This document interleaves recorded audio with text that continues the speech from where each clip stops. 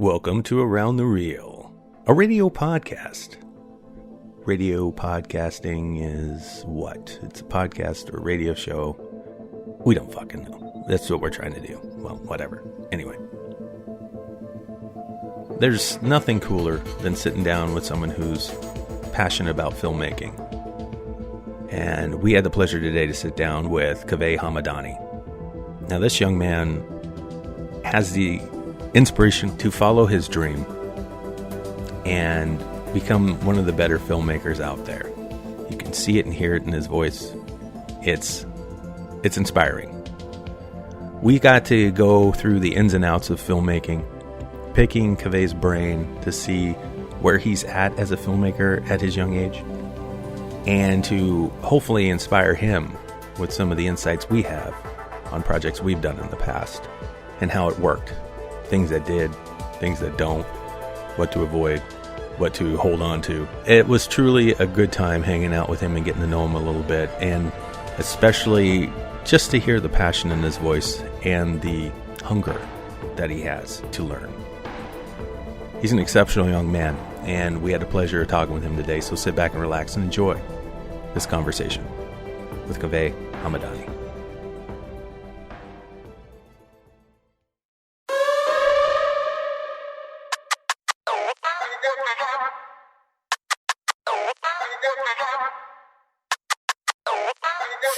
Welcome to Around the Reel with your hosts, Aaron Carlson, Charles Lawson, and Samantha Hanna. Gucci gang, Gucci gang, Gucci gang. Wow. I'm glad you said it right when you were talking to him. Mm-hmm. It's too bad the ears you got. You can never really hear. Something wrong with them ears? Yeah, you have a hard time hearing. I'm partially deaf, asshole. And that's why I always worry about the sound. You're like, oh no, it sounds good. It sounds good. Actually, I'm the one usually telling you it doesn't sound good because it, it picks well, up how do you certain even tones. know if you can't hear? I can hear. I can hear when you're wrong. This doesn't make any sense at all. Hi, Sam. Hi. How are you? Are you guys done? Yeah, we're done. Okay, good. Yeah, we're done. No, we're not done. We're just getting started. Just be done. So let me say this. Kaveh, welcome to Around the Reel. Kaveh. Thank you. Is it? It's Right? Kaveh. It's Kaveh. Okay, how come I can't say it right? Kaveh. Kaveh. Kaveh. I'll just say, if Yo, what's I up, had Kay? Yo, if I had $1 for each time someone butchered it, I'd be probably as rich as Jeff Bezos right now. Oh, that's Ooh, good. hey. You could fund your own shit. Yes, he could. So pretty much your name gets butchered every time. Oh, yeah. Every time, anywhere I go. Not this time. Watch. Kaveh Hamedani. Ka. Yes. See? I did it right. I've been telling you, Chuck. See, he Kaveh. still thinks I'm wrong. You're still saying his first name wrong. Oh, for fuck's sakes. It's like the whole Henrique thing again. Are you guys gonna just argue all day? I'm not. or- He's just in a bad mood because the dog broke the fan. I'm He was not in a great bad mood. I'm Kaveh, he was fine. I'm a little hot now. The fucking dog broke the fan. He was pissed off, and now he just keeps Warm. taking it out on us. I'm not On taking you. it out on you guys. Oh, my fucking Just God. you singly. You just if either I get allowed to kick the dog or I take it out on my friends. And somebody said I can't kick the dog, so you guys showed up. Thank you. You're welcome. Well, Kaveh, welcome to Around the Reel, buddy. Thank you. Thank you. It's good to have you, man. How you been? Pretty well. How are you guys doing? I think we're okay. I'm not going to Yeah. speak for Chuck today, but I'm great. I am doing astoundingly well. This morning we started off doing some stuff and putting out some posts and starting a page for our next short film that we're working on. So Yeah. we got stuff cool. going on. Cool. Yeah, man. Yeah. Well, Kaveh, you're a filmmaker, man, right? Yes, I am. I produced a few documentaries my friend made, and then right now I'm starting to write, doing my own writing, and starting to branch out on directing as well. Well, good for you, buddy. That's Nice. exciting stuff. How old are you, by the way? I'm 20. You're 20 years old. See, I was right on that, too. Man, Congrats. I hate being right all the time. We have kids older than you. I know, buddy. Yeah, you could be our little Kaveh son. That's Wait, awesome. is that another Karate Kid reference? It sounds like it, doesn't it? Kaveh-san. Kaveh son. I love that. Dude, I'm going to start calling you Kaveh son during this show. I wouldn't mind that at all. Badass, right? That's no joke. You know what that means, though, right? I do not. You have now entered the dojo, and he is your master. Yeah. I'm your Johnny, bro.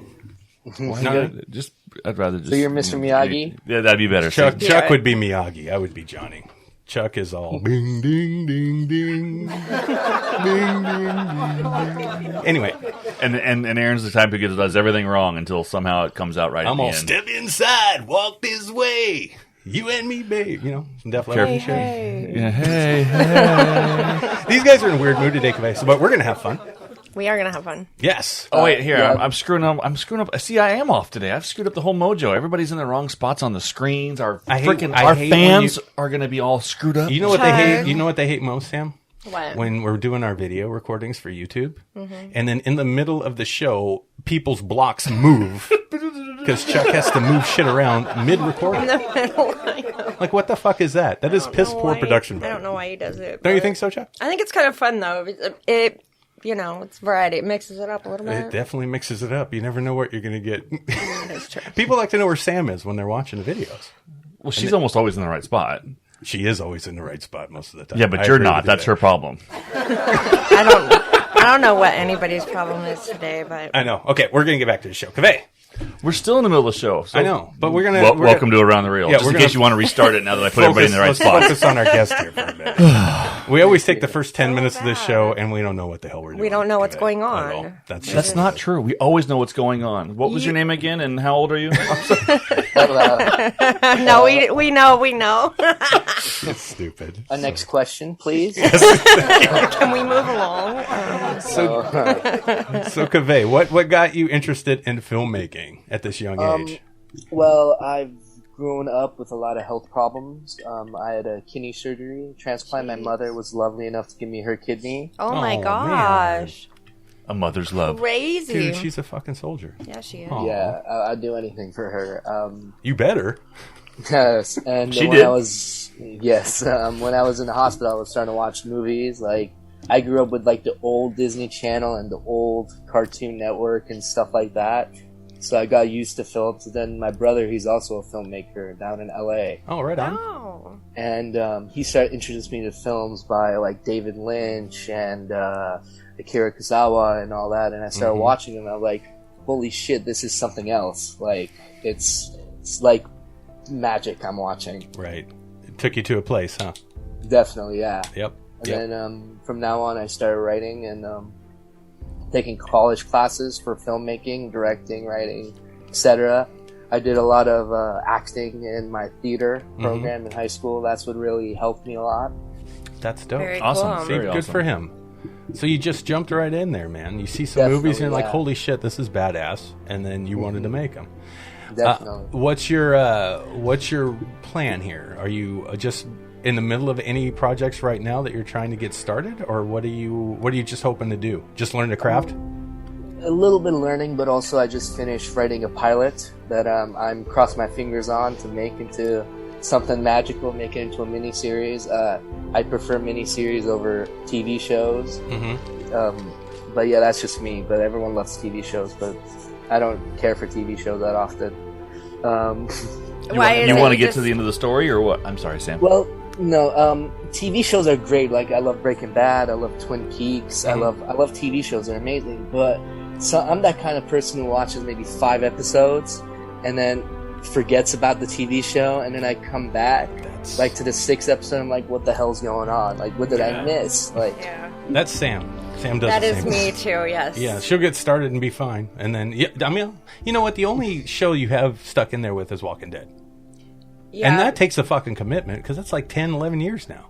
Yeah, it has been. She's watched that one, but the other shows she'll start, just like you, Kaveh, and just do a couple, and then next thing you know, where's Sam? Where's Mom? We're watching the show. And she's not. She I could just give quit. two shits. She I didn't just give a don't fuck. even. I don't know how you do that. the only show I ever gone through is Twin Peaks because that's probably my favorite show of all time. Okay. And my plan is hopefully once everything goes down to normal, we go back to normal again. I mean, we are somewhat going back, but like when we're 100% free, plan is to go to Snoqualmie and just visit where they did all the Twin Peaks stuff. Yeah. That's like the dream come true when you go visit places that they shoot things, and you're just in awe. Yeah. Definitely. You're like, holy shit. I remember when I went down to Miami and we were down on South Beach. Yeah. And I specifically got a hotel room where I could see straight across to where they did the chainsaw scene at the next door hotel. And now that place isn't a hotel anymore where they did that. At one time it was, but it was a restaurant or a bar or something, I think, when we were down there. Restaurant, I think it's. Yeah. But I literally wanted to be right there because I'm like, that's where fucking Tony Montana walked up the stairs. That's where the fucking guy, Yes. all that shit. Don't you muevas. All that shit happened right there. It happened right there. I fucking loved it. And I was like, oh, this is where you got shot the dude in the head out in the street. Oh, that was cool. It takes you to a place, doesn't it? It's fun. Yeah, it does. It's magical. I fucking love it. And I also have a few short films I've written, but right now I'm starting to end writing and starting to edit scripts because that takes forever, Yes. in my Yeah. opinion. Yeah. That takes, the foreverness, and then I was gonna start showing people off my script and showing people the magic that I want to bring. Gotcha. Well, that's exciting. Good for you. Really cool. So, do you know what you're getting yourself into? Can you define that question? Do you know how fucking hard this might be? It's a very challenging thing to attempt to do, but it's Yes. worth every second if you are super committed and passionate about it. 100%, 100%. Okay. Yes. All right. I know what I'm getting myself into. The shit's no joke, man. It gets crazy. And especially, getting it started is one thing. Finishing it is another. That's the part. So we should talk about some of the process of filmmaking with Kaveh. He's never done it before. That's true. You haven't done a full production yet. Is that correct? I was like I mentioned, I was part of a documentary, but that's totally different than Sure. a film or a short film or any of that. Okay. So you're right now in the process of writing and editing your scripts. Okay. So let's say you get all that done. What is the next step Kaveh would do after that? Are you asking us? Or I'm asking him? anybody who wants to answer. Okay. Okay. After editing the script, You got your script is locked. It's perfect. the best thing you can do is find somebody in your life who is, bear with me here, who is brutally honest with you. Mm-hmm. Good or bad, loves you lots, and is always honest with you. That's the first person you give your script to. That would be your brother, right? Is that your brother? Yes, but I feel like, to be honest, my brother, like Charles just mentioned, he's like, you have the family members who's like, oh, this is great. They won't really give you that honest feedback. Okay. They'll just say it because they love you and they Yeah. don't want to like hurt your feelings. Right. Yep. So So yeah, he's definitely one I always Okay. send my stuff to. okay, so you think he'd be honest with you about it and be like, Kaveh, this sucks. You gotta fix this. Would he really? Or would he be like, if he said it's good, you would believe that he was honestly giving you a good? Both. Okay, To be honest, good, both. good. Okay, so you got that down. Okay, so let's say brother comes back and he's like, oh, not bad. He gives you a few notes. You do some correction. You fix some things. You like it. Okay, then what? Then what does he do? That's the question. So how do you now make it into a film? Ooh. Does anybody know? Is this my game show? He's How to being- make a movie. Well, I'm trying to give him a chance to see if he wants to jump in and have his next steps, if he has Like, any ideas. I I'm the producer. I can start answering all kinds of questions. I know you can, but that could help a lot show- of people. That's true. show other people, sort of like pitch it to people and see what they react to. I'd say that's not a bad way. Yeah. Okay. So pitching a film. Teasing the idea of what you want to do. Yeah. So between pitching to maybe some acting groups, just to see about what actors you can pique interest in. I'm going to guess that since you're 20, your bank account is not long and deep. You're saying a lot of cool things right now, Chuck. First of all, you said pitching your idea to see what I could do with it. So then I immediately and tease them with the idea. I Right. like all that because I kind of do that with Sam with my penis. It's kind of cool. I just tease her a little bit, but I don't give it to her, and it's long and deep, that kind of thing. So keep going. I like what you're saying. Why did it get so quiet? Where'd everybody I go? wonder. Where'd everybody go? After we're done peeking and going deep on things. Anyways. Sorry. Speaking about peeking, You're saying good stuff. I'd totally distort out Aaron's ears if I wouldn't break Sam and.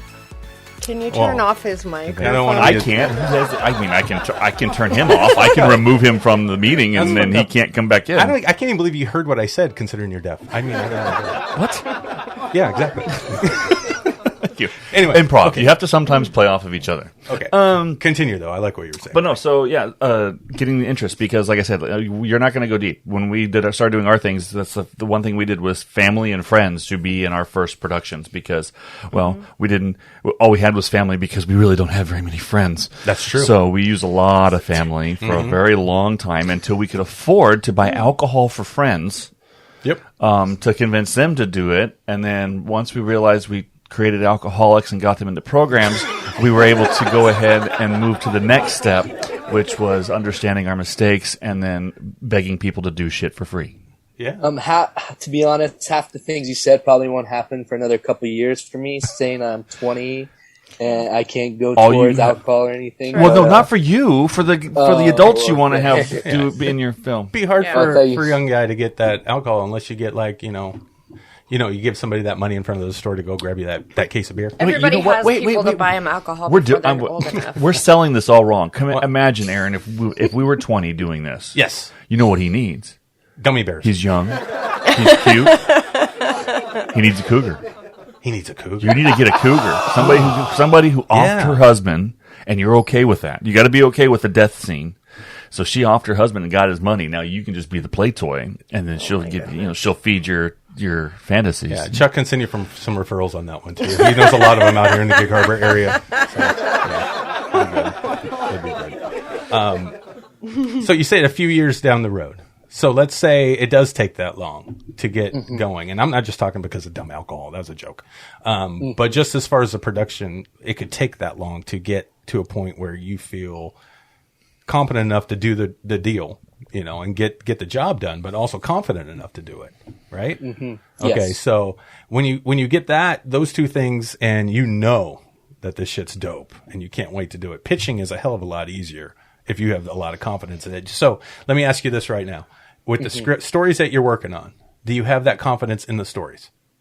I do. 100%. Okay. Okay, that's awesome. And as far as the way the story has formatted so far on paper, what do you think? And be honest with yourself. To be honest, it does need some editing. As I'm looking at it right now, there's some scenes that are floppy and some scenes that don't make sense. But like I mentioned, the editing phase is probably one of the hardest phases in writing a script. Sure. Now, when you were writing the screenplay, did you sit down and outline it first, or did you just start writing? I just started writing. Good for you. That's how I do it. And Aaron refers that as his vomit draft. That's right, vomit draft. Just get it all over the page and clean it up later. Yeah, and I think that's a great term. I think that's really a great term. Yeah, just vomit it out. Just get it all out. My regurgitating draft. Yes. Yeah, just get it out. But the problem is I don't clean it up. See, and that's where Chuck and Sam always rank on me because there's shit all over it. It's too long. Yeah, 187 page, quick action movie. See how I give them softballs to hit and rank on me? You see how I do that, Kaveh? That's really nice of me to do. Yeah, but I was a freshman, I think, in high school, and it's a great segue. Good job. So, back when I was a freshman in high school also. Right. When people used to pick on me. Yeah, I'll be graduating next week, probably. We'll see. Dude, you act older than I am. Go ahead, buddy. So I was a freshman, and I wrote my first script called Barriers Between Us, and it was one of the worst scripts possibly you can think of. And it was like the worst script ever. Like nothing made sense. It was like all over the page. And my friends right now, because I tell them my ideas, and they always pick on me like, "Oh, remember that script you made?" I was like, "Please don't talk about that script." It's like a burden on my shoulder every time someone mentions it. But they were honest with you, though. Yes, and that's good. Definitely. That's good, and it's good to have a sense of humor about it. Because if you take it personal, buddy, you're not going to ever be able to write anything. I take everything with sense of humor. Good for you. That's good. I love that. That's good. Good for you. Yep, that is good. You have to have that to do this because it's crazy. You have to have a sense of humor. It definitely is helpful. I don't know if anybody can actually get through this without being able to laugh about how crazy it all is. I mean, we've had so many guests on the show talk about, how silly it is that grown-ups are playing make-believe. Including the filmmakers who, have been on the show. Yeah, exactly. I mean, that's what we're doing. I mean, it was Nicholas last week who said that, too. Yeah, he was like, we got all these people out here playing house. We're playing house. We're make-believe, we're going out and playing war with our toy guns and as grown-ass men. It's And women. Oh, some women, yeah. Some women. But they're not all, everything is going to work out. Like, you are going to have stuff that's not. It's like Cody said last week, getting booed off stage. Yeah. It's going to happen. Yeah. You've been a horrible audience. Fuck you. Good night. Exactly. So, Kaveh, what kind of, where do you see how you're going to take the criticism that comes with this business? How do you feel about that? To be honest, I'm going to actually, a lot of people are going to be like, oh, I hate it. I don't want criticism, but I love criticism, to be honest. It's something that we all kind of live on. Like, if you don't get criticized, it's really not fun doing something. Because, like, I don't want to seem like I'm too perfect. Mm-hmm. Like, obviously, I have my own flaws. And someone tells me, oh, this scene is messed up. I ask them, how do you think so? Right. Like, what do you think the scene is? And if they tell me, like, straightforward, I'll go back and I'll do edits and all that. But if people don't give you criticism, it's like, you're too perfect. Sure. Yeah. And that's not believable. And then you wonder if they're being full of crap. Right. Yes. Right. Yeah. And then you can get wrapped into that thinking your shit don't stink. And, like, you're just this badass, right? Yes. Yeah. No, I hear you. It's a tricky thing. That's tricky. actually the smartest thing for you to say. I'm actually really impressed. Someone as young as you has that figured out. Well, Kaveh's been listening to our show. He knows what's up. Yeah, I just started going back to season 1, and you guys are doing. Like I mentioned the other day, I was at the gym and I was listening to Pete's episode, and I heard Dumbo and balls, and I was like laughing the hell out. And this woman next to me, she was like, "What's so funny?" I was like, "Oh, I'm just listening to something funny." And she's like, and she just went on with her day. Hey, I'm listening to Around the Reel. They're talking about putting your balls in a Dumbo underwear. It's cool. I mean, yeah, you don't really want to say that. I'm like, please promote the show, but don't go to jail doing it. You know what I mean? That's awesome, buddy. No, Kaveh, you've got a good head on your shoulders, I think. Yeah, you do. Thank you. Yeah, you're thinking about it in the right way. Mm-hmm. And you're so young. God. He's just starting. Imagine, if you had it that figured out when you were his age. Oh, fuck. Yeah. Well, that'd be cool, huh? You got me to shut up. What were you doing when you were 20 years old, Aaron? Not this. I should have. No, I was writing. I was writing novels and stuff, but yeah, I had no idea what it would take to even create a movie. I had no clue, man. Yeah, we didn't start this shit till 99, maybe 2000? 3 years ago. Oh yeah, is that when we just started? No. Well, and also, Aaron, if you haven't noticed, he has the ability to actually listen to people. Here comes and he the bus driver. actually learns things from people. Yeah. And he takes Large Marge is loading up the bus So- and getting the engine started. You just call me Large Marge. Yeah, it's a reference. It's a reference to another movie. Yeah, good reference. Okay. Yeah. Yeah, He that's did a call you good Large one. Marge, by the way. That's So if you what I want heard. to turn your attention to him on that one, I would that's have, fine. if I was the one doing it, I would have said the same thing. It was the reference to the driver, not the actual person talking. Sorry, Aaron, but I think Large Marge still wants to roll right over you. I know. Hey Chuck, you look like you got back from the little launch you did with Bezos. You got that joke, didn't you? I didn't. What? You stumped me. What? I got it. Thank you. You must be. It must be a young generational thing. No, just look at his rocket ship. You'll see what I'm saying. Bezos had a you don't watch the news at all, do you? You don't? I don't watch a second of news ever. Didn't he take off in a In a rocket. Rocket? Yeah, it looks like a dick head. My rocket. It looks like a dick. So that was the joke. I look like a dickhead. Yeah, I am a dickhead. I know. Right. Okay. It's let's funnier. continue. It's funnier if it makes sense. Oh man. Wait, let me get some yogurt. Does that make more sense? I know he did that, Sam. Sam, I'm sorry, it. dude. There's a lady in the room, and I don't feel so good. Okay. All right. Anyway, sorry. So the next step. So let's get back to Kaveh. But okay, so let me ask you, Kaveh, about what you wrote. You said you had a mini series that you're working on. Yes. Okay. What's the title of the mini series and what's it about? It's called The Town. Okay. And it's about a girl. Her name is Mia, and she comes from a dysfunctional family. And she is forced to move in with her grandparents. But as she moves in, she soon realizes that her cousins are part of the mob, part of the mafia, and they take her in, they train her, and as they're training her, they soon realize that both rival families and FBI are on their trail. And it's kind of about like a survival story about how this family is willing to survive and do anything for each other. It sounds like a little bit of Ozark with a little bit of like Sopranos and all kinds of cool gangster shit, right? Mm-hmm. I think it's more of a Sopranos meets Goodfellas type of vibe. Okay. Fucking love Goodfellas. That's a great fucking movie. My number one favorite film of all time. Really? Okay. So what is that why you wrote this? Is it because of those type of films, or did you have other inspiration? Well, I grew up. I was taught film at a young age. I was 12 when I saw like those horror films, Jason and Freddy. Sure. My brother sat me down and tortured me, basically. Oh, that's good shit. I started when they first came out, so I was like 5 and 6. Yeah, I was little. I saw The Shining when it first came out too. Yeah, but learning from that, I started looking at films, and then I got introduced to mob genre. I got introduced to A Bronx Tale, Goodfellas, Sopranos. I'm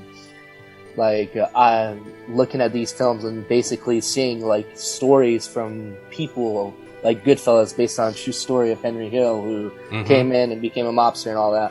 I saw inspiration from those and decided to write a mob story. And later on, I started thinking about family and friends, and basically that's when the idea of a girl named Mia came up. I love it. I do too. That's Absolutely. because I love the loyalty thing. Yeah. That's what's fucking cool with the family, with those mobsters. Buddy, that's awesome. So is the story finished, or are you still writing? I finished the pilot, now I'm just editing it, basically. And thinking of ideas for the next few episodes as well, as I'm editing the pilot. Okay. So mini-series, so how many episodes are you planning? What do you got down? I'm hopefully 8 to 10, basically. That's basically the genre of miniseries that I look at. Okay. And this would conclude the entire story arc that you have. Yes. Is that right? Okay. All right. So you're thinking as like a mini-series as far as 1 hour episodes, or a mini-series as far as multiple 2-hour events? A 1 hour episode. Gotcha. All right. Cool. So that'd be cool. But that would tell one long story that you could release. Okay. So now, that's cool. Yeah, it's really cool. So let's say you've got that script ready, and now you're ready to start pitching this idea. How do you get a crew and a cast together? What do you do? How does that happen? Well, not a lot of people know, but you should write a treatment. That's what I do all the time. I write a treatment for my scripts. And I see Charles laughing over there. We're smiling because we've known Kaveh for a while now, and he actually shares his treatments with us. So this is why we're feeding each other information as we go. So, but my smile gave it away. But this is just that information out there for other filmmakers. Yeah, exactly. They're just starting like Kaveh. Yeah, but treatment is basically just pitching your script. Like you're talking about the beginning, middle, end, and your characters, and I send that to people, kind of like a little icing on the cake. I send that to them, and sometimes people give me their feedbacks, and sometimes people don't. But I'm focused on people who do and see what they say. There you go. Some of the terms in filmmaking are weird, though. Why do they call it treatment? That's a great question. Isn't it weird? Yeah. It's like, what's wrong with my script? Well, it's got herpes, so let's give it a treatment real quick. I mean, seriously, that's dumb. So let's go on. Okay, that the verbiage he's using is Hollywood. Right. So that's why you have a treatment, because no agent is going to sit down and read your 187-page script or a 10-hour storyline for an entire series. But that's why I like the word synopsis. I like that. Well, that's because you're an author. We're not talking about authors. We're talking about movie people. So they had to make up their own word, and they picked treatment. Yeah, it's a treatment. It's short. It's treatments are supposed to be, 5 pages or less? I don't know. I mean, we lost Sam already. Jesus. I thought you think we're talking about sci-fi or something. You got to pee? Let's talk about football, I guess, next. Sam will be right back with you, ladies and gentlemen. Anyway, okay, so we got a treatment then. Yes. Okay, so you do your treatment. A treatment basically is a short version of the story. Correct. Yes. Okay, you're pitching. Okay, so you get that out there, and then you hope for people to like the idea, right? Yes. Okay. All right. So far, so good, right, Chuck? Yep. Okay. So then it comes into, oh, shit, I'm a low-budget indie filmmaker. I don't have any money. How are you going to get people to do your project if you can't pay them? best thing is crowdfunding. Basically, Kickstarter, Indiegogo, or this new one called Seed and something. Seed and Spark? Seed and Spark. Yeah, yes, that's the one that just came out. Yep. They're all different, but it's obviously each person's choice on which one they go with. Mm-hmm. That has helped a lot from my friends. That has definitely helped. I believe you guys actually had one as well, and that helped you guys a lot. It did. So. It absolutely did. Nowhere near what we were hoping to get, but it still helps. But it still helps. It still fucking helps. Because you can't expect to come out the box and have a guarantee in anything, right? Mm-hmm. But you can prepare better than we did. That's for goddamn sure, prior to a campaign. And there's a lot of interesting things that we learned after the fact that we could have probably done better prior to launching that, which may have given us a better, following and return and contributors at the end. But, it is what it is. We were coming out of a fucking pandemic. We didn't even know if we were going to be able to do this shit at this time frame. And bottom line is we just didn't want to waste any more fucking time, so let's just do it. Right. That's basically it. But, in a logical place and world where everything is normal, so to speak, what did Tombstone, Doc Holliday say? I don't know. There's no normal life, Wyatt. There's just life. Oh, you know that shit? Yeah, but he said it cooler. Can you say it like Doc Holliday? No, I can't say it like Doc Holliday. Can you even hear me right now? I got you. Okay, good. Yeah, he's dealing with his hearing issues. What? Yeah, exactly. Anyway, okay. So crowdfunding. That's one way you could definitely find some money to help do this. Let's say you can't get any money. Can you still make your movie? Can you still create this pilot episode you're trying to do? Definitely. Like Charles mentioned, get family, get friends, tell people. Like my friend, he shoots all this stuff at our high school. He just does everything at our high school. Basically, you don't need to have a big location. Like you don't need big anything. Basically, you can take your own. Basically, you can take an iPhone and make a film out of it. Sure Steven can. Soderbergh does. Yep. He takes his iPhone and makes films. Like you don't need to have the biggest budget ever. Okay. You don't. So let me ask you this: Have you practiced or shot anything recently? Are you planning on directing your stuff, or are you getting directors to do it and you just produce it? What are you thinking? I'm thinking of directing myself. Okay. I've right now been experimenting a lot with my iPhone. Good. Going to downtown Edmonds, basically just having my gimbal and taking small little frames of things. Good. And putting it on my computer and trying to learn how to edit myself. Okay. That's good. Because being a jack of all trades is going to save your ass in this early part of your filmmaking career. I'll tell you that right now. There's no doubt about it. Right. If you may not be the best at the things that you're trying to do, but you could, as long as you can do them a little bit and you can sell your idea and get it done, you will just get better and better at it. Definitely. I never thought about this kind of thing when I started with Chuck back in the day before I even met Sam. I just figured if I'm making a movie, I gotta shoot it. I gotta put all the music and layer it and do all the sound design, and then I gotta color it, and I gotta edit the thing, and then I gotta put it out there. I mean, I thought I had to do all that anyway as a director. I had no idea what a director supposedly just does. So then I have people now telling me, why don't you just direct and get other people to do that? Well, I'm like, motherfucker, no, I like doing all the shit now. I've been doing it for so long. That's why I like to do it. It doesn't even make sense for me to hand it off. And then if I'm handing it off to somebody, I'll feel weird. I don't know. But I encourage you to keep doing that with your iPhone and shooting those little things. Get in there and start cutting at it and see what you can create, because that's going to enable your vision to come out faster when you're out there shooting that pilot. I guarantee you that. Seriously. Yeah, and you can even put together. Yeah, you can even put together some better stuff too, because you can buy inexpensive lens adjustments for your iPhone. Mm-hmm. Put a mini rig on it and be able to run around and.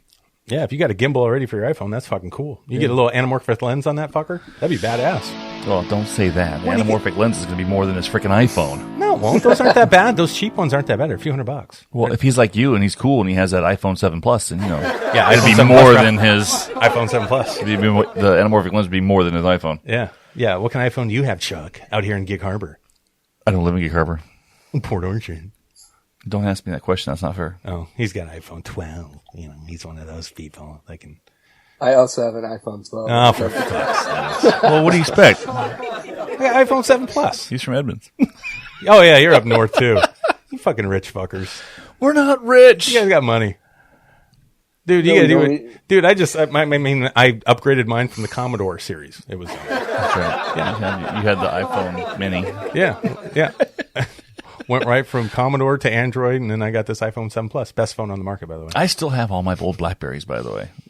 Blackberries? So if we ever want to shoot something from the 90s, early 2000s, yeah, you could do the I've flip got like 5 Blackberries. No, it's not a flip. It's the rollerball. It's the rollerball, right? Yeah. Oh, yeah, But it's not a flip phone. Oh, okay. Yeah. Didn't those have the ones where you can push them up, though, and they can do the type that way? Was the... Was that a different Blackberry? That wasn't a Blackberry. It was... I like those. I could put that in the movie. I can't remember. I can't either. That was the phone I had to start with. That's a dope-ass phone. But like every child's dream was like an iPhone. My dream phone was that right there, one of those sliding phones. One of the sliding ones, yeah. Those are dope. Anytime someone has one in the movie, I'm like, dude, that's still badass. Or the original Motorola that was in Matrix. You snap it, it pops up. Yes, that's cool too. That's dope. I like that one. Yep. Hello, Moto. Yes, I like that. Anyway, sorry, we got sidetracked on. We didn't get sidetracked. We're talking about phones. iPhone 7 Plus, bro. Right. And the fact that you keep wanting to talk about the kinds of phones that everybody has. No, how did we even get on phones? We were talking. He's shooting with film. He's shooting with his with phone. phones. Thank you. That's why. See, that's why he has. He has the best. He has the best product he can to be able to work with right now at this time. And he's got a young brain. It doesn't right. So forget he understands his phone too. No, he does. That's awesome. Yeah, I would say that editing process is key. Do you like editing?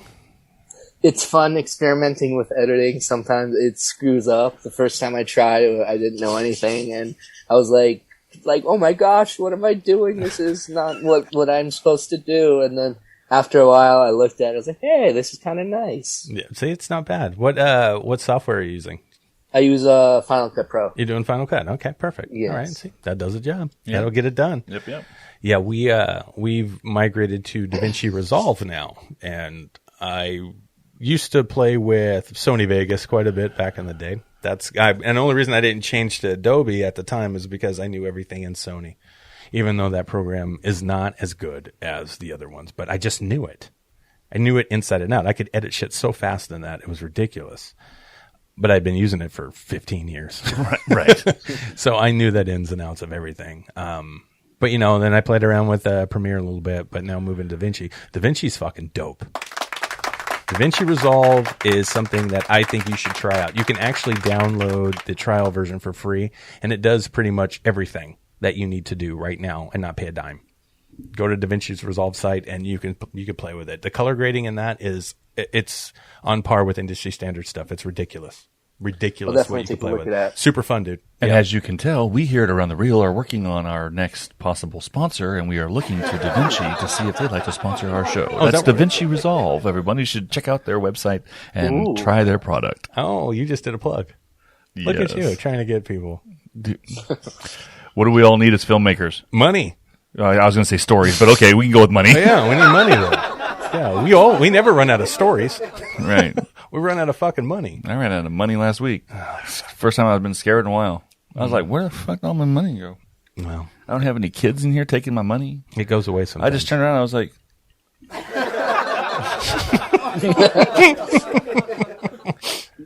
It happens, man. It happens. Okay, Plus, I'm also the same guy who calls Aaron. He's like, dude, don't you hate it when you find $100 bill in a pair of pants you haven't worn in forever? And he's like, fuck off. Yeah, that's not me. I'm lucky to find a fucking quarter. If I find a quarter, I'm like, oh shit, that's not good. You can't even make a phone call anymore. No, you can't. No. And definitely when you can't pay your cell phone bill. Yeah. Yeah, that's that fun stuff.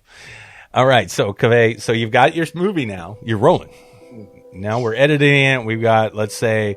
Wait, we didn't talk about anything about filming. What about the filming process? Exactly. Okay. I thought we kind of tied that in with the phone and going out there and blocking and editing. Okay. But so let's say now you're on set. Let's say you've pitched the idea and you've got some people that are ready to do your film. Okay. Mm-hmm. And let's say you've worked it out. Whether or not you're paying them or not is irrelevant at this point because they've all agreed to do it. But there's some stuff in there you have to figure out with money and compensation. And if it's not money, is it a passion project? Are they willing to devote their time to it because they believe in you and what you're doing and like the project? All that stuff. Either way works. Okay. So now you've got all that figured out. Now you're on set, Kaveh. Mm-hmm. Just you. You wrote this shit. And you got this whole cast and crew is there with you. and it's on you. No pressure. No pressure, brother. And you had to do call sheets, and you had to get everybody out there, and now they all showed up, and you're like, what the fuck? They're all there.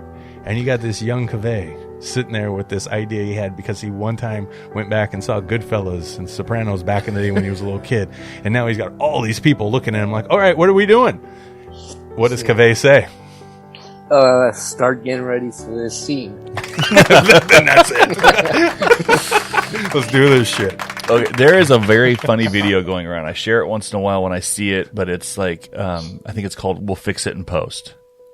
I haven't seen that one. Do not believe in that mantra. You walk into this house. There's no furniture. There's nothing in this house. It's like somebody got somebody's house that was for sale. Yeah. And he's just walking around. There's like actors and actresses just standing around the whole time. And he was like, okay. And he spends like 3 hours trying to figure out the camera because he just rented it and never used it before. Didn't know anything he was doing. There's nobody showed up with the furniture. So he's like, that's okay. We'll just add it in post. So that's the whole thing. Is like you can't all the things that young filmmakers do that you should never ever do. Right. One thing I could tell you for sure, and I see you have a blurred background. I was going to give you crap at first, and I realized you blurred it out. I'm going to guess that's maybe a TV over your shoulder that's hanging on the wall. Maybe. But yeah, so white background. Always have shit behind your actors. Have depth to your thing, and don't go and buy pictures. Go and buy prints. You don't want pictures with frames. You want wrapped edge prints, so that way you have background that has scenery and all that kind of stuff. That's always my biggest fun thing I always like to share with young filmmakers. White prints. Is it okay? Are you worried about the reflections too and the glass? Are you kidding me? Reflection. How many times I have seen some beautiful movies in my time. Yeah. Beautiful movies, and I always catch the cameraman. You can see it sometimes, and most times it's in glasses and sunglasses. Mm-hmm. Terminator 2, cameraman twice. Seriously? Twice. I've never seen a Terminator 2. Yeah. Wow. Normally they do that now. See, they fix that in post now. Well, yeah, if they catch it. There's been plenty of times where they don't catch it. That. It's crazy, man. Yeah. Unless you like Game of Thrones and forget a Starbucks coffee cup. Oh, yeah, I remember seeing that. Oh, you know what? I finally watched the last episode, and I totally never remember to look for it. Oh. You watched all of Game of Thrones? You watched the whole thing? Yeah. See, I've never I got season 1 in. That's all I've ever done. I need to watch that now. If you watched it for the sex and the dragons, then if you watched season 1, then, well, if you didn't watch it for the dragons, season 1, but if you watch it just for all the fun sex and everything that's going on, don't watch the rest because the sex really dies down as the dragons and the wars pick up. Well, that's what I wanted to see. That's why season 1, I was like, all this fucking. In that case, you can just jump into season 10. But yeah, I wanted to see like the white things in the snow with the blue eyes and shit. I can see it when Jon Snow went over the wall. Right. That's where I stopped. So I don't know what goes on after that. But I'm hoping it's some badass shit. I never watched it. I need to watch it. Yes, you should. I don't have time. You don't have time? No, because I watch everything else. I gotta get ready for Cobra Kai. You know what I mean? Gotta be badass. There's more things in life than just Cobra Kai. I know. That's why I watched Black Widow too. Did you watch it yet? Nope. Yeah. How many movies are you behind? Quite a bit. 187. Right? Yeah. So you don't have any time either. Oh no! Wait, that's what they'll charge me. That's the response after I kill somebody. The last movie I watched was Samuel L. Jackson movie though. That's badass. That is a very good movie. That is a good movie. Anyway, go ahead. I don't know. What was the last movie I watched? I don't know. I just watched something recently. I don't know. I wasn't there. I watched Raya, the Disney dragon movie. Oh, for fuck's sakes. Man, I got grandkids. Shut up. Oh, Jesus. Okay. That's fine. I watched Halloween. I went back and watched OG Halloween. Well, no, I'm talking about newer release movies. I thought we were talking about the last movie you watched. Oh, well, fuck you. Last movie I watched was OG Halloween. Oh, okay, fine. What was the last movie? Okay, back to our guest. What was the last movie you watched? Yeah, Kaveh. The last movie I watched was Psycho by Mr. Hitchcock. No joke. Original? Yeah. Yes. Way back. No, I don't care about the Vince Vaughn version. You can die. That version is terrible. I love Vince Vaughn. Nobody likes that. I'm not Vince. I'm talking about the movie. The movie can die, but it's so terrible. The movie. I didn't mind it. That's what's funny. I didn't. Everybody hates it. I didn't mind it that bad. Didn't what's his name direct that? Gus Van Sant. I think so. I think so. Yeah. And he's a big time director. He's no joke. You hated that one, huh? Me, yes. That's so funny. And I barely don't like. Hate is a strong word. Sure. I get it. I barely hate movies. Like, I might dislike a film, but majority of the times I love movies, no matter what it is. Me Okay, too. that's it, Aaron. Let's find out if we can actually be friends with this kid. What is an offbeat movie that you love that most people don't like? you're talking Offbeat him. movie that most people don't like. I'm more of an oldies guy, so I'm thinking of old films. Okay. What do you got? The Room, no.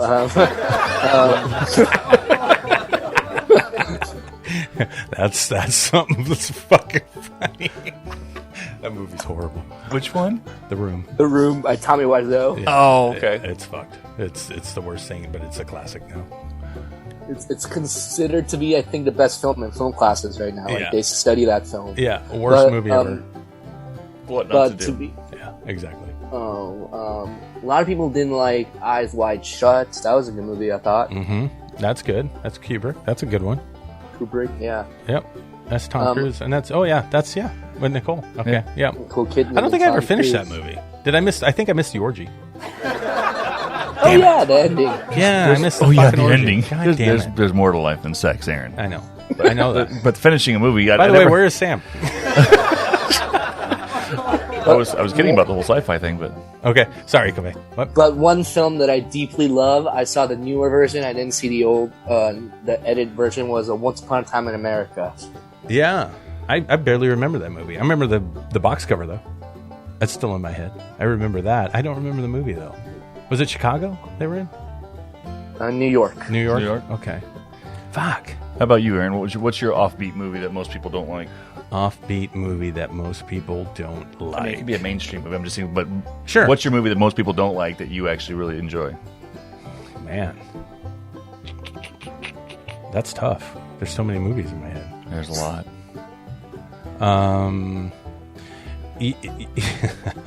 Do you remember Spaceship? Spaceship. You see, no one will even remember this movie. It had Leslie Nielsen in it Okay. back in the day. This was 80s. I was probably in Just between the airplanes. yeah Airplane 1 and Airplane 2? junior high, and it had the red alien with the eye in the center. It's a spoof movie, Sure. like Leslie Nielsen would do, and it was a spoof on Alien because they Okay. bring in the goo to the ship, and the goo turns into this big fucking alien with this one red eye Cyclops thing, and they connect it to this machine, and they're trying to communicate with it, and it starts singing to them. And I absolutely fucking find that movie funnier than shit. It's so bad rated movie. It's terrible, but it's funny, and I love that movie to death. Spaceship. I can't remember what year that is. I should look it up. I want to look it up. I'm gonna say if it's where I think it was between the airplanes. So I'm thinking it's 83 or 84. I want to eat your face. It could just be so yummy. But since we're speaking on films, I just had Okay, that's great. I just had a huge Lynch marathon. Okay. I love that guy. I'm literally wearing him on my T-shirt right now and smoking a cigarette. Oh yeah, you're a David Lynch guy. I love David Lynch. You can probably name any film. I've seen all his films, and he's, in my opinion, is my idol. That's your guy, huh? Well, that would be your consider- opinion because you're the only one who knows that for sure. He's dope. Yeah, yeah, absolutely. I was watching. Didn't he have something to do with Manhunter on the HBO series or Netflix series? I don't think Or so. Mindhunter. I think it's Mindhunter, not Manhunter. Mindhunter, yeah. Mindhunter, yeah. Mindhunter. David Lynch does that. That's the last thing I saw of him. He's badass. So you're a Fight Club guy and all that stuff, right? Are you talking to me? Oh, Yes. yes, I do love Fight Club. Okay, all right. Right Can't on. you tell he's looking right at you? Yeah, he's a badass director. Even though we're not supposed to talk about that movie, I do like it. The first rule, we just broke it. So We're not supposed to talk about Fight Club. Right. Yeah. But they didn't say you can't talk about Fight Club movie. They said you can't talk about Oh Fight yeah, Club. yeah. That's true. That's true. If they said that, then it wouldn't have got anywhere. It wouldn't have never. There weren't hashtags or anything going on yet back then, so it's just one of those things. So now you finished your movie. You filmed it all. And now we're going into post-production. And now you're going to be either working with people or you're going to be doing it all on your fucking own. So you understand all that post-production process and kind of where you're at. Where you're at in learning that right now? I know about editing, the start of marketing a little bit. You should start marketing your idea, your film, your project a little bit more. doing a little bit of basically, I think it's mainly editing and marketing. Those are the two things that I know of. Okay, all right. So once you get your film all polished up and ready to go through the editing process, and then you start marketing this thing, do you know what audience you're already kind of thinking about selling this project to?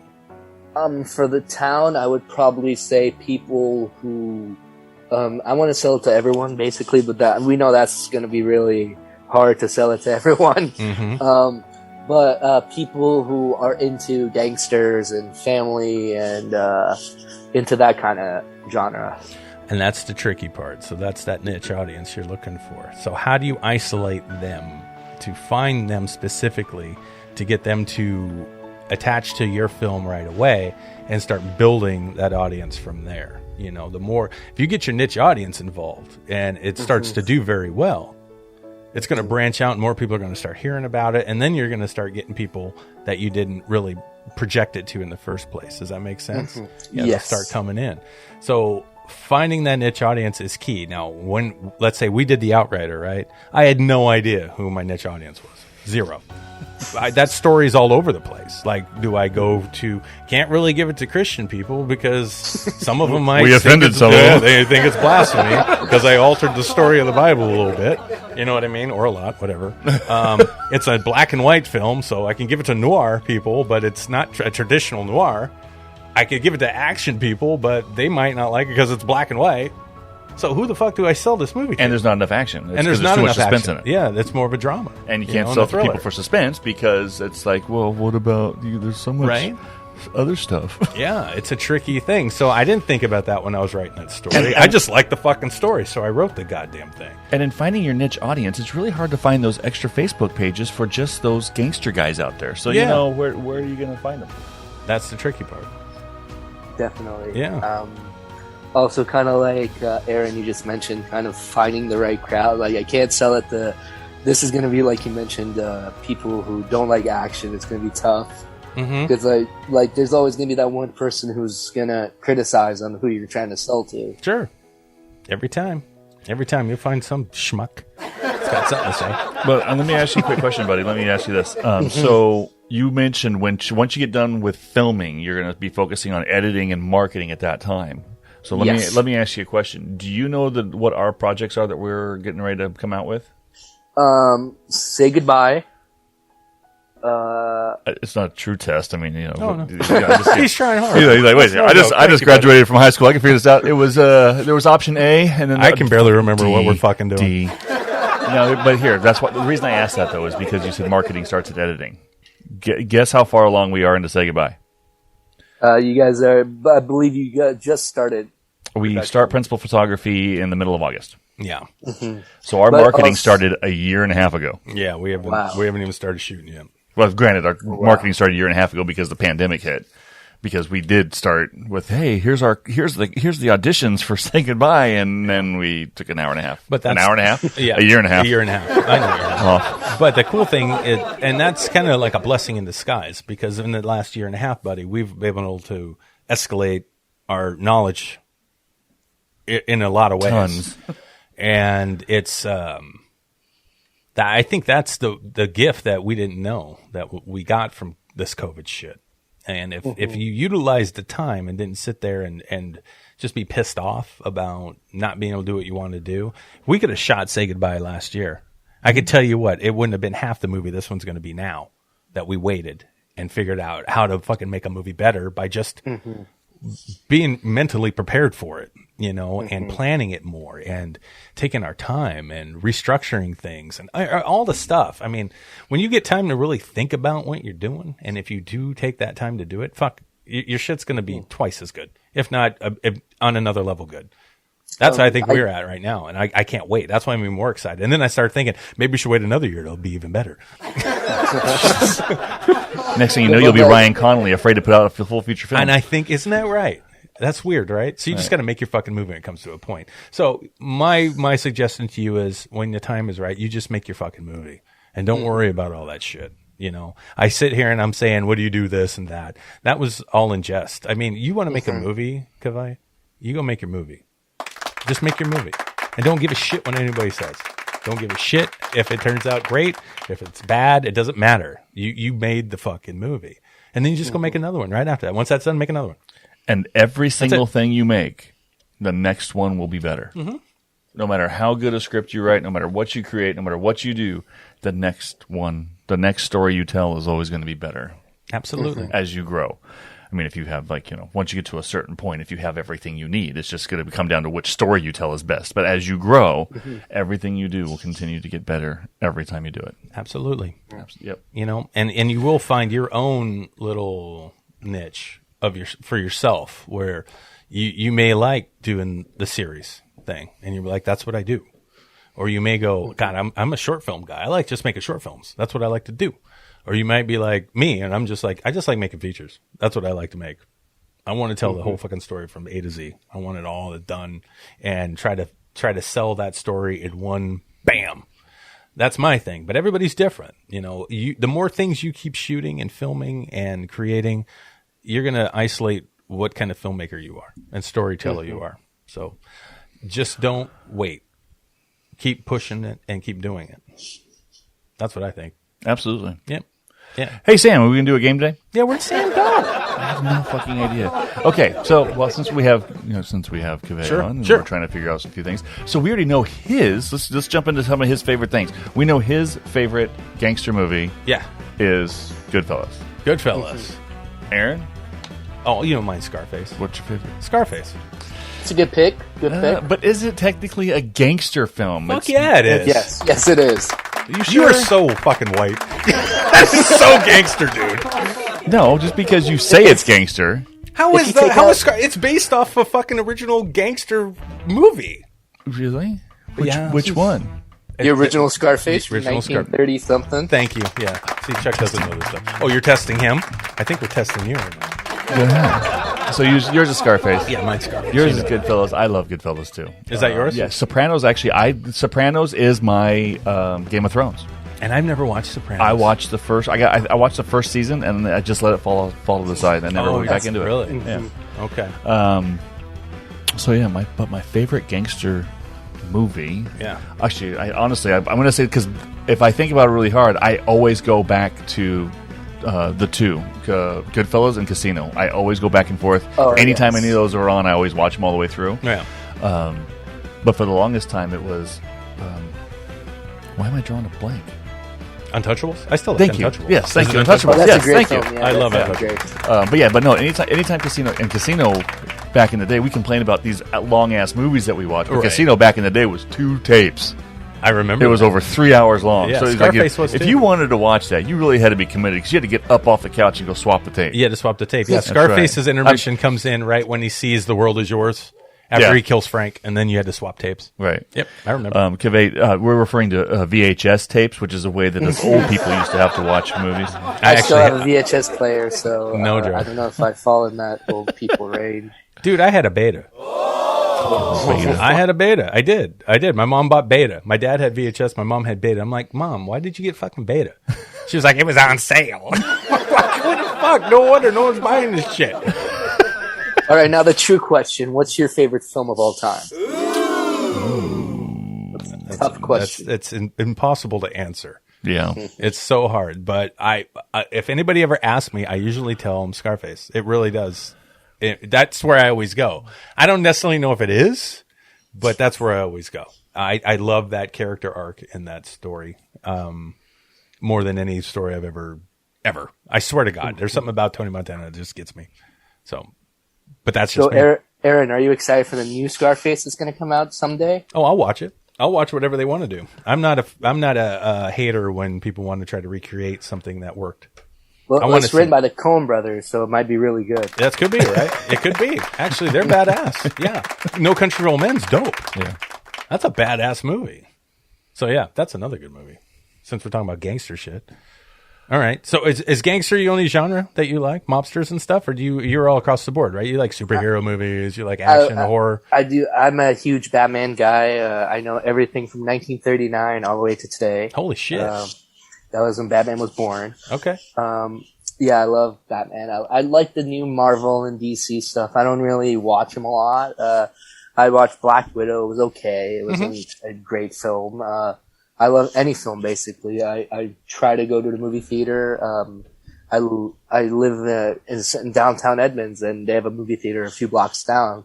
And during the pandemic, when people started going, they showed a lot of old films, Star Wars and Indiana Jones. And they showed all those films, and I had to go watch them on the big screen.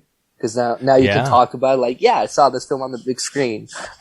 You know what? That's a good. You know what? I could say Raiders Lost Ark is probably one of my favorites too. Yeah, the original. I didn't think about that one. Yeah, because that makes me feel happy in my heart.